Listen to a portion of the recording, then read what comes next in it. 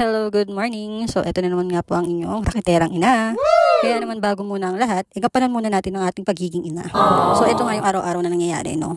Bago ako pumasok sa salon, syempre, luluto ako muna silang pagkain, ayos ako muna yung bunso ko, then sabay-sabay na kami nga alis. Ito madalas yung ganap kapag walang maagang nakaschedule sa akin. So, nagagampanan ko muna ang pagiging ina ko, no? Good job. Kaya minsan, kung makikita nyo, naka-writer ako, yun yung may maagang nakabook sa lola nyo, no? Yung mga anak ko naman na yan, independent na yung mga yan. So, mag-iwan lang ako ng pagkain, marunong sila dyan, bahala na sila. Pero syempre, mas masarap pa rin kasi yung ganito, no? Yung naasikaso mo sila. Kaya naman kapag may time, ito rin kasi yung hindi ko naranasan noon yung asikasuhin ako nung bata ako kasi sobrang busy ng parents ko. Kaya ni-enjoy ko rin talaga kapag inaayusan ko sila, inipita ko sila, ganun. Nakaka-heal ng inner child.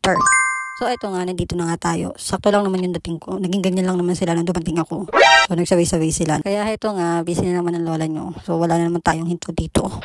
Ang hawakan nga natin ngayong araw na ito for today's video, syempre, itong kilay. Microblading nga pala itong pinagawa ni Madam. Natawa nga ako dito sa sinabi ni Madam kanina bago ko siya gawa, no? Nagulat ata si Madam lahat kasi ginagawa ko. Kakatapos ko lang kasi mag-apply dun sa buhok sa kasama niya. Tapos ngayon, makikilay naman ako sa kanya. At partida, may waiting pa ako na nails.